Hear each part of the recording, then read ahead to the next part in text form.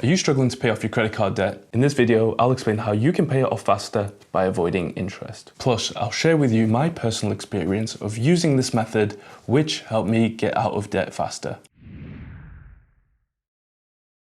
Hi, I'm Tom and welcome to my channel where we focus on all things related to personal finance here in the UK. There are over 60 million credit cards in circulation in the UK. And when used correctly, credit cards can be useful. However, they tend to have high interest rates, and if you don't pay the card off in full each month, you can end up paying more in interest than the actual money that you borrowed in the first place. This is what happens a lot of the time. People only make their minimum payments, the majority of which is actually interest, so it means that the total amount that they owe is only going down by a tiny bit every month. This means that they are in debt for longer, and it means that they pay more interest in the long run. This is a debt trap, and if you want to learn more about how this works, then you can go ahead and watch my video about how credit cards work. If you're in this situation, essentially your problem is that too much of what you're paying is interest. What you need is to find a way to stop paying interest so that 100% of your payment goes towards paying back the money that you actually borrowed,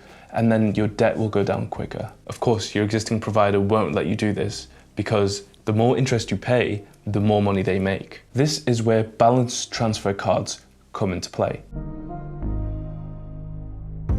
Basically, they are credit cards that allow you to bring over your existing debt from another credit card and give you an interest-free period. Depending on your provider and your situation, this interest-free period can range from 3 months to 18 months, or in some circumstances, even longer. After this period, interest kicks in just like any other credit card. So, say you currently have a credit card on which you owe £1,000 and you have 20% APR. You can transfer that debt to a balance transfer card.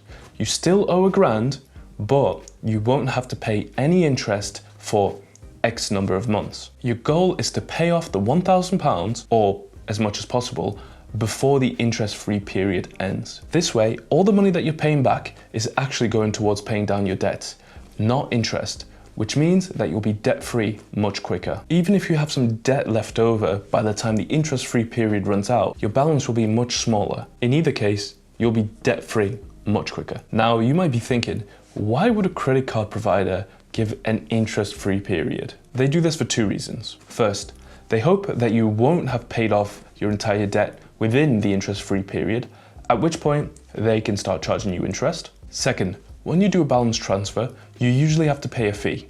So they do get some money out of you regardless. More on this later.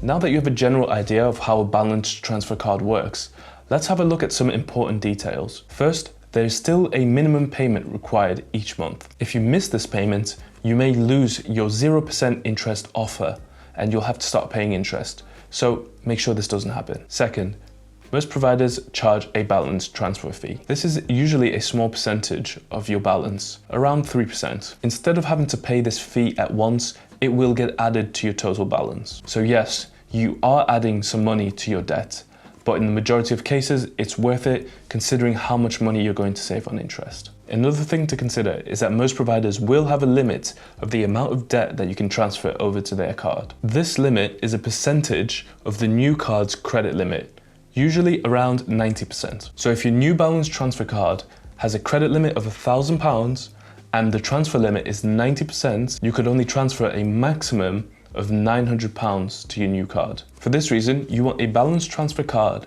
that has a slightly higher credit limit than the total amount that you want to transfer over. Something else to bear in mind is that transferring your balance from your old credit card to your new one doesn't deactivate or cancel your old one. It will still work, it's just that it will have no outstanding balance as if it were brand new. The whole point of balance transfers is to get out of debt quicker. For this reason, I wouldn't advise that you keep using your old credit card. And for the same reason, I wouldn't advise that you use the new balance transfer credit card to make any purchases.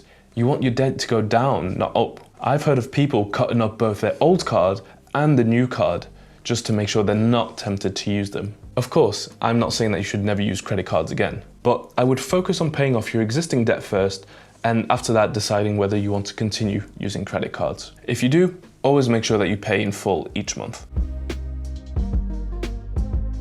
A couple of years ago, I owed £2,000 on my Barclays card. At the time, I was only paying the minimum payment of £72 a month, of which £54 was interest. This hurt my soul. At this rate, there was no way I was going to pay off the £2,000 anytime soon. So I got a new Lloyds card with an 18-month interest-free offer. There was a 3% transfer fee, which meant that £60 would get added to my £2,000 balance. Also, the transfer limit was 95%. So when I applied for the card, I requested a credit limit of £2,200, which would ensure I could transfer over the total balance, including the 3% fee. So now I had 18 months to pay back £2,060, which worked out at £115 a month. Of course, this was considerably higher than the £72 minimum payment I was paying before, so I had to make some adjustments to my spending to make sure that I would be able to pay this amount each month. But I knew this sacrifice would mean that I would be debt-free in 18 months instead of 26 years.